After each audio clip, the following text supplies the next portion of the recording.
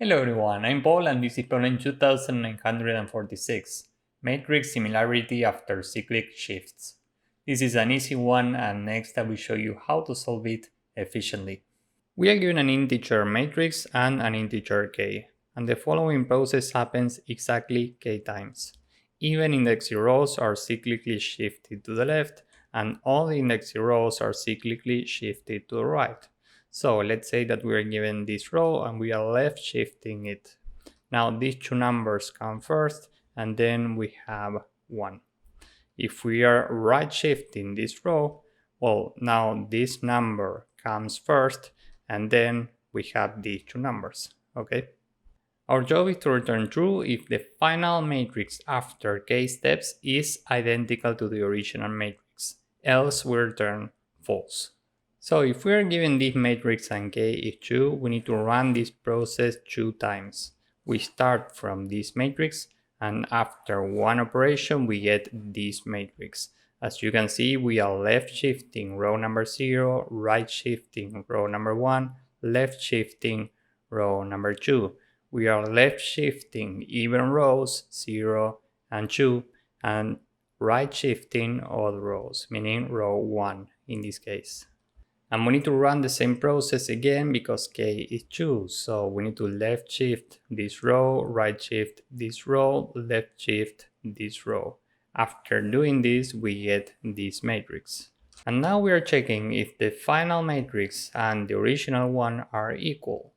In this case, they are, so we return true. If they are not equal, we return false. Let's say that k is something larger than the amount of columns that we are given. Here we have 4 columns, so let's say that this is 6. If we consider only row number 0, after 4 operations, meaning the number of columns, we get these numbers in the exact same positions. We need to use 6 operations, so we need to add 2. And now these operations are the ones that are actually changing positions. These are the only significant operations. So we should avoid doing these 4 operations. Now the question is how? Well, the first thing that we can do is take k modulo the number of columns that we are given, in this case 4. 6 modulo 4 is equal to 2. That's how we get this number of significant operations. We are still at row number 0 and we need to left shift this row 2 times. So let's say that we are standing at this number. After 2 left shifts, the number that will be here is this one.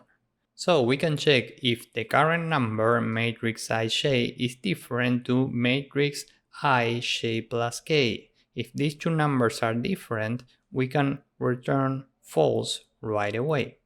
Next we are here and we are checking if this number is different to the number that we have in the same row and the current column plus k modulo m, meaning this number. Given that they are equal, we can continue. Next we are here, we are checking if this number is different to the number that we have in the current column plus k modulo m. That's why we have this modulo, because this is a circular row. If we are here and we need to take 2 steps to the right, after 1 step we are here. After 2 steps, now we are here. And the way to get to this position is by doing j plus k modulo the amount of columns. If we take the current column 2 plus k2 modulo m, meaning 4 columns, this is 4 modulo 4, which is 0, which corresponds to this column. Given that these two numbers are equal, we can continue.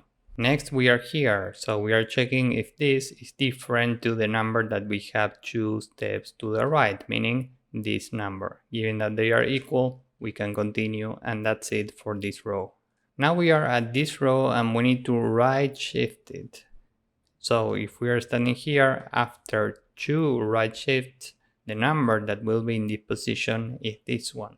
So we can check if the current number is different to the number that we have in 2 steps to the left. And remember that this is a circular array, so 2 steps to the left corresponds to this position.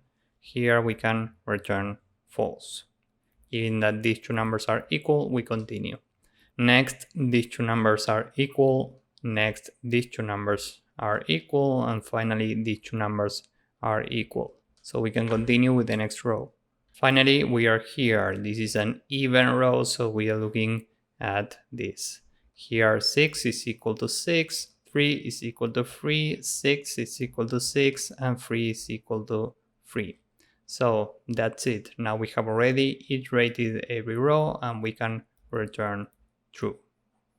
Time complexity for this approach is big O of the amount of rows times the amount of columns, because we have to iterate every position, and space complexity is big O of 1. So with this in mind, now let's see how to code this up. First, n is the length of matrix, m is the length of matrix at row 0, and we can say k modulo equal the amount of columns. So now we iterate every cell for I in range n, for j in range m. Every time we check if we are standing at an even row, meaning if I modulo 2 is equal to 0, we check if the current value matrix ij is different to the value that we have 2 steps to the right, meaning matrix I j plus k. Here we return false. Now remember that this is a circular row, so j plus k might be out of bounds. Here we need to use this modulo the amount of columns. And we need to do something very similar for all the rows. So here we say else, and here we use minus instead of plus. And finally, after all of this, we can return true. So this is the entire code. Now let's submit this and see if it works. As you can see, this works and it's very efficient. So if you found this useful, please drop a like, subscribe, and see you in the next one. Bye bye.